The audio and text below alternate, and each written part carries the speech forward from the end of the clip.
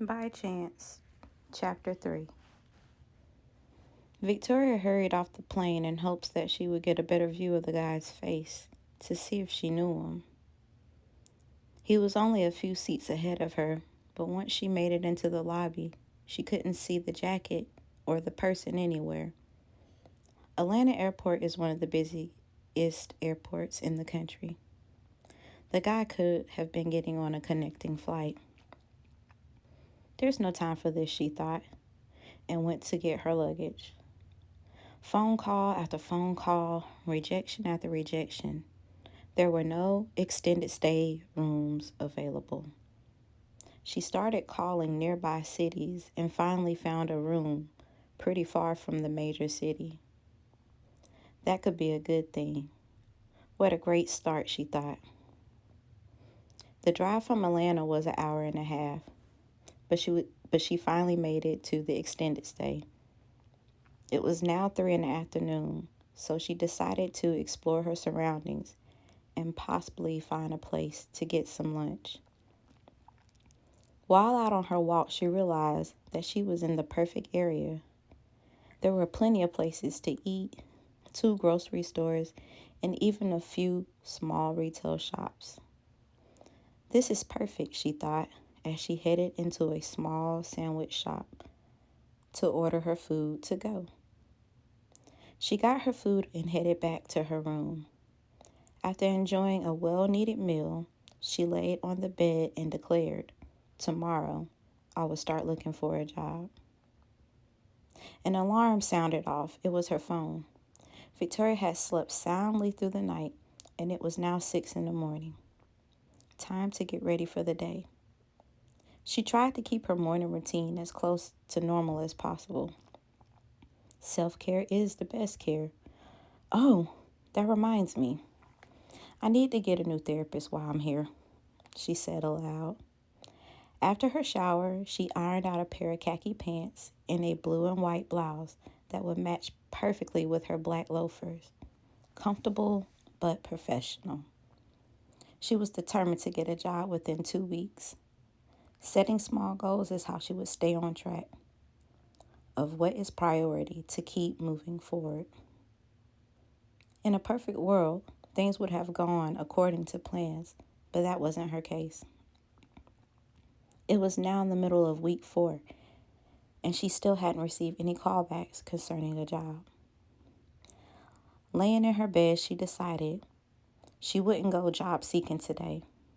She had been at it every day from 9 to 4. All she could do now was wait.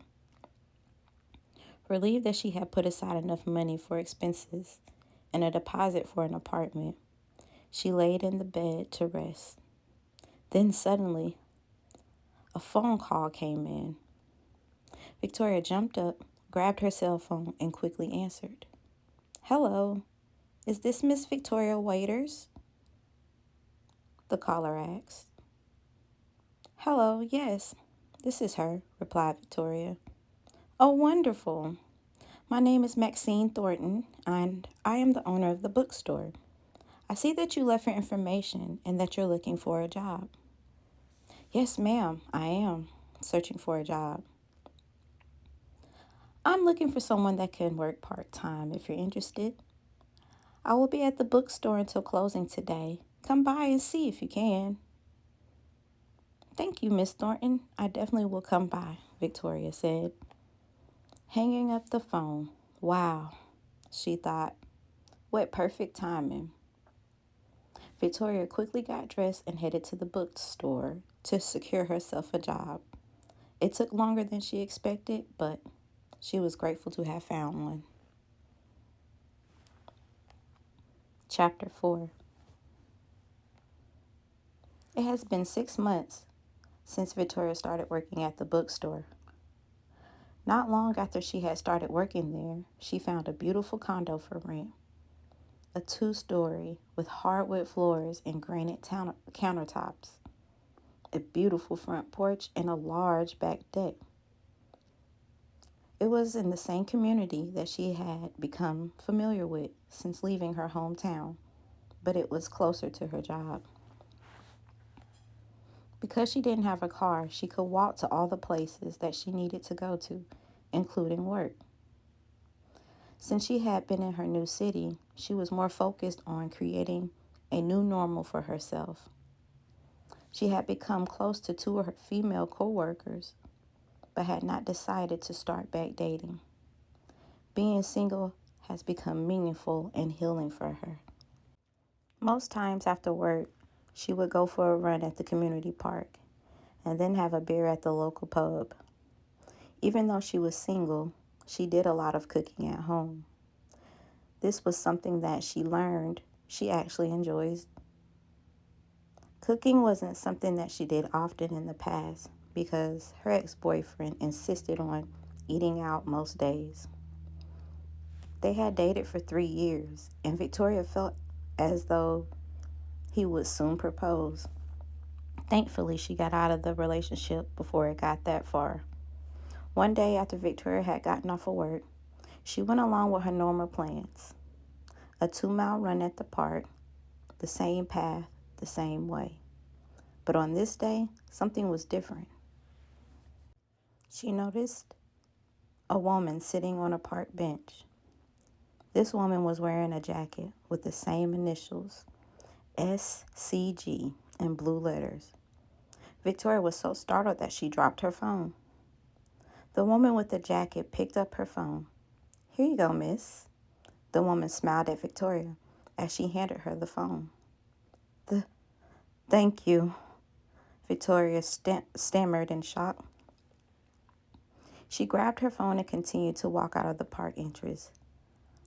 But this time she walked home in a different direction. Victoria turned back to see if the woman was watching her, but instead, the woman sat there engaged in her phone. Coincidence? No, I don't believe in that, Victoria thought. I don't talk to anyone from Grove City. I don't post my whereabouts online. Did my ex love me that much? Or worry that I knew too much to have people follow me? Seeing those initials, I know he knows I'm aware of them and what they stand for. It's like he's taunting me, trying to scare me. Well, it worked.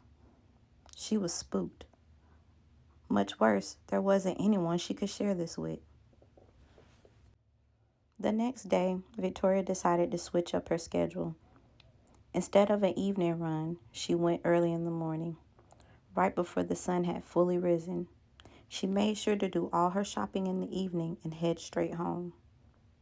This went on for a month after seeing that woman in the jacket. It was then that Victoria felt more at ease. If someone was following her, she would have seen someone again.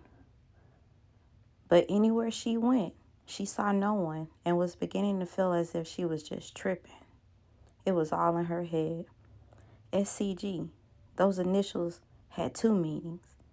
For her ex-boyfriend's business, it meant small city group. But to those that wore them, it stood for small city gang. Atlanta is a big city. It's close enough yet far away from Grove City. It had been over a year since she moved from Grove City. So why was she so shook up when being reminded of being there? Her life was so peaceful now. Maybe it was fear that things would get bad again. Victoria didn't know the woman in the jacket had been sent to spy on her. When she had dropped her phone, as the woman picked it up, she put a digital tracker on it. This whole time, someone knew everywhere Victoria went without her knowing. Because there seemed to be no signs of foul play, she thought it was all in her head. It's been a year now, Damon. It doesn't look like she knows anything, and she hasn't been anywhere near a police station, Davis, the man in the jacket, said to Damon. Damon was Victoria's ex-boyfriend. When they were meeting at Damon's office downtown Grove City. Every month, Davis would come to give him a report on Victoria and what she was doing. "She's still single too?" Damon asked. "Yes, as far as we know. Felicia has been keeping a close eye on her." Felicia, the woman in the jacket at the park, was listed as an employee of SCG. She had been working directly with Davis because she lived in Atlanta. The day that Victoria had landed in Atlanta, Davis and Felicia had met up to discuss their new role Damon was giving her. Davis also gave Felicia her own jacket to wear. "Good, good," Damon said. "She better keep it that way. And let me know if anything changes." Hey, you guys. Thanks for tuning in to listen to me reading my book. I know that the first couple of chapters were pretty short, so that's why I did chapter 3 and 4 in this video. But again, thank you.